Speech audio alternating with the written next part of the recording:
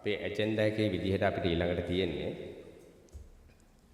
පළවෙනි අපේ උදේවරුවේ තියෙන පළවෙනි කේස් ස්ටඩි එක ඉදිරිපත් කරන්න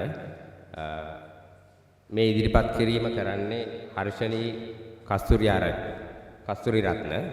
ඇය ෆිසිකල් නෙමෙයි මේක කරන්නේ වීඩියෝ මාර්ගයෙන්. මොකද ඇය මේ වන විට තම රැකියා කටයුත්ත සඳහා ඩුබායි දේශයේ ඉන්නේ. ඉතින් ඇය අපිට මේ කේස් ස්ටඩි එක වෙනුවෙන් වීඩියෝ එකක් සපයලා තියෙනවා. අපි මුලින්ම ඒ වෙනුවෙන් තමයි යොමු වෙන්නේ. මම මේ හර්ෂණී කස්තුරි රත්න ගැන පොඩි හැඳින්වීමක් කරොත් මෙහෙම. ඇය සායනික ප්‍රතිකාර සහ ප්‍රජා මූලික වැඩසටහන් හරහා මානසික සෞඛ්‍ය ප්‍රවර්ධනයට කැප වූ වර්තමානයේ එක්සත් අරාබි එමිර් රාජ්‍යයේ සාමා ස්පොට් ඇකඩමි මනෝවිද්‍යාත්මක උපදේශිකාවක් ලෙස කටයුතු කරනවා. ඇය කැලණි විශ්වවිද්‍යාලයේ බෞද්ධ ආයුර්වේද උපදේශන විද්‍යාව පිළිබඳ ශාස්ත්‍රපති උපාධියක් ලබාගෙන තියෙනවා.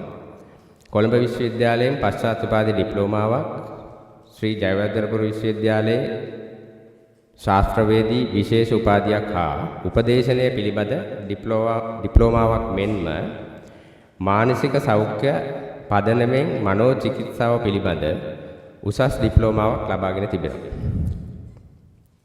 සිය වෘත්තීය ගමන් මඟ තුල සයිකොලොජි ලයිෆ් සෙන්ටර් සහ හෙල්පින් හෑන්ඩ්ස් කියන ආයතනයේ උපදේශකවරියක් ලෙස සේවය කරලා තියෙනවා. තායිලන්තයේ සහ මැලේසියාවේ පැවති ජාත්‍යන්තර මානසික සෞඛ්‍ය සම්මන්ත්‍රණය නියෝජනය කරමින් ක්‍රීඩා සහ මත්ද්‍රව්‍ය අත්බැහැවීම් පිළිබඳ පර්යේෂණයක් ඉදිරිපත් කරලා තියෙනවා මේ සෙමිනාර් එකේදී. මීට අමතරව රොටරැක්ට් සොසයිටි එකේ You are not alone සැසියේ ප්‍රධාන සම්පාදකයාව ලෙස කටයුතු කරලා තියෙනවා. ගුරුවරුන් දරුවන් සහ දෙමාපියන් ඉලක්ක කරගන්නේ මානසික ගැටලු වැඩමුළු රාශියක් මෙහෙයවමින් සමාජ සත්කාර මෙන්ම සහ විවිධ ක්‍රියාකාරකම් වල නිරත වන්නේයක්. ඉතින් මම කැමතියි අපි එහෙනම් ඇයගේ කේස් ස්ටඩි එක වෙත යොමු වෙමු.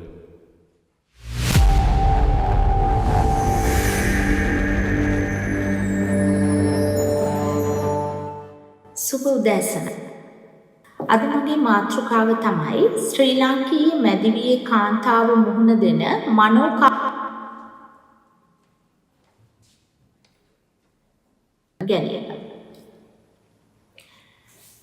ගැටලුව අපේ සායනයට එනවා කාන්තාව. එයා මැදිවියේ වයසේ ඉන්නේ. එයා අපිට අරගෙන එනවා ප්‍රශ්නයක්. මොකද්ද මේ ප්‍රොබ්ලම් එක? විටින් විට ඇතිවන දණහිසේ වේදනාවක්. ඔබ දන්නවා සමහර වෙලාවට ඔබේ ගෙදර ඉන්න අම්මා, නැන්දම්මා, අක්කා නිතරම මේ ශාරීරික අසනීප ගැන කියනවා.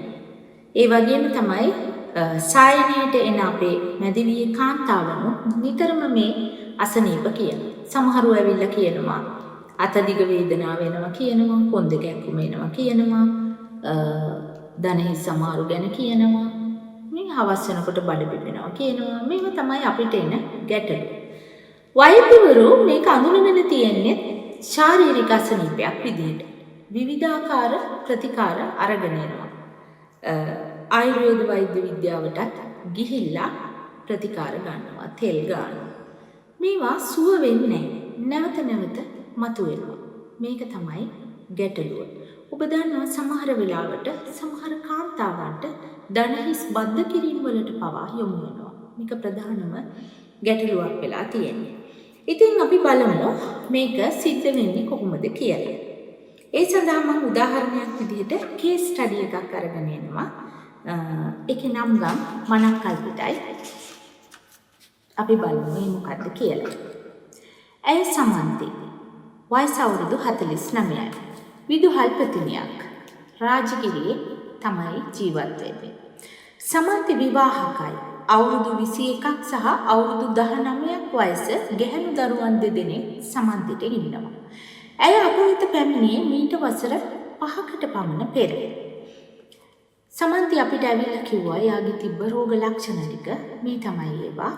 නිතර පවතින හිස රදය, විටින් විට ඇතිවන පපුව වේගයෙන් ගැහිම palpitation, රුධිර පීඩනය ඉහළ යාම, විශේෂයෙන්ම ආතතිමය අවස්ථාවලදී උරහිසවට මාංශපේශීන් තදවීම, නිින්ද නොයාම, උදේ අවදි වී උට නිදිමත ගතියක් දැනීම, හවස් වෙනකොට බඩ පිපෙන ගතිය. ඇයට තිබුණු ප්‍රධානම ගැටලුව තමයි වරින් මර එන දණ හිසේ කැක්කුම. මේ ගැටලුව ආරම්භ වෙලා අවුරුදු 4ක් පමණ වෙනවා කියලා තමයි සමන්ති අපිට කිව්වේ. මේ තමයි සමන්තිගේ කතාව. ඇය කිව්ව ආකාරයෙන් මම ප්‍රින්සිපල් කෙනෙක්. පාසල් වැඩ කටයුතු හරිම පීඩාකාරී මට. මම මුලින් නම් ආසාවෙන් වැඩ කළා. ඒත් දැන් නම් මට හරිම මහන්සි. සේවා පරීක්ෂණ කාලවලදී මම නිතර අසනීප වෙනවා. ඒ වගේම මට ගෙදරත් කිසිම සතුටක් නැහැ. මම විවාහ වෙලා දැන් වසර 22කට ආසන්නයි. යුනිවර්සිටි යන කාලේ තමයි මම විවාහ වුණේ. මගේ හස්බන්ඩ් ව්‍යාපාරිකයෙක්. ඔහු නිතරම ව්‍යාපාරවල නිරත වෙලා ඉන්න කෙනෙක්. ඒ නිසා ඔහුට ගෙදර වැඩවලට උදව් වෙන්න වෙලාවක් තිබුණේ නැහැ. මම ගෙදර වැඩයි, දරුවන්ගේ වැඩයි, ජොබ් එකේ වැඩයි ඔක්කොම තනියම කරගෙන යනවා. දැන් මට හරිම මහන්සියි. මම ආසයි හස්බන්ඩ්ගෙන් ආදරේ ලබන්න. ඒත් එයා ආදරේ කරන්නේ සල්ලි වලින්. මම කියන්නේ එයා මට ආදරේ නෑ කියලා. මට ඕන කරන හැමදේම එයා අරගෙන දුන්නා. නමුත් මට ඕනුනේ ඒක නෙවෙයි. මම තනි වෙලා ඉද්දී මට මම ගැනම මහා ලොකු දුකක් දැනෙනවා. පසුතැවීමක් එනවා. ඇයි මට හිම වෙන්නේ කියලා මට හිතෙනවා.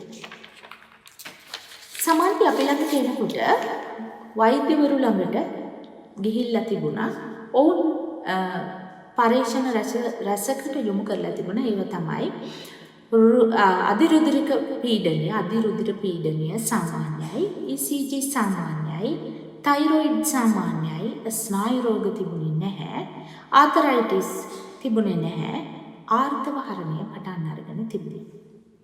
ඊළඟට සමන්ති එයාගේ ළමා කාලයේ සම්බන්ධතාවල ස්වභාවය අත්දැකීම, ඒ කාලේ යා මුණ දුන්න සිද්ධි මේවා අපිට කතා කරා.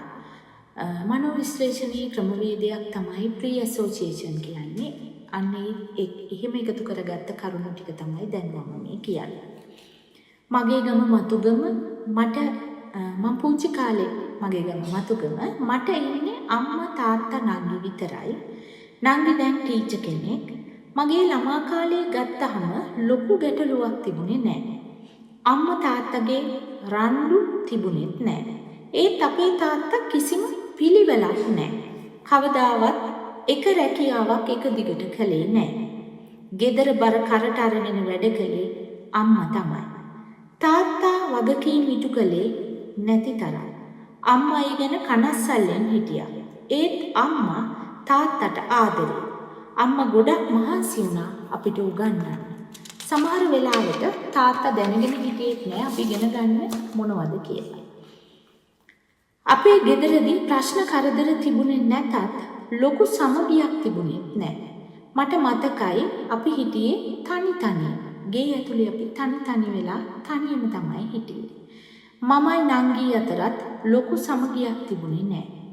අම්මා වැඩිපුරම ආදරේ කළේ නංගිට. දැනුත් අම්මා ඉන්නේ නංගි එක්ක. මම එයාලට සල්ලි යවනවා. එයාලා මගෙන් බලාපොරොත්තු වෙන්නේ සල්ලි විතරයි. මම සතුටින්ද කියලා අහන්න කවුරුත් හිටියේ නෑ. මට වයස අවුරුදු 14 තමයි මගේ ජීවිතයේ අමිහිරිම සිද්ධිය වුණේ. අපේ තාත්තට එකතැන ජොබ් එකක් කරන්න බෑ කියලා මම කිව්වනේ. එයා කොහොම හරි ව්‍යාපාරයක් කරන්න කියලා අපේ ගෙදරයි ඉඩමයි බැංකුවට තියලා සල්ලි අරගෙන තිබුණා. අන්තිමට ඒක බැංකුවට සින්න වුණා. අපිට ගමෙන් යන්න වුණා. ගමේ හැමෝම බලාගෙන ඉද්දි අපි ගමෙන් පිටත් වුණා. එදා මම දැක්කා මගේ තාත්තගේ අසරණකම. එයාගේ ඇස් හරිම අසරණ. මගේ පපුව පැලෙන්න වගේ ආවා. හුස්ම හිර වුණා. මගේ ඇඟට ලොකු ශක්තියක් ආවා. කොහොම හරි හොඳින් ජීවත් වෙනවා කියලා.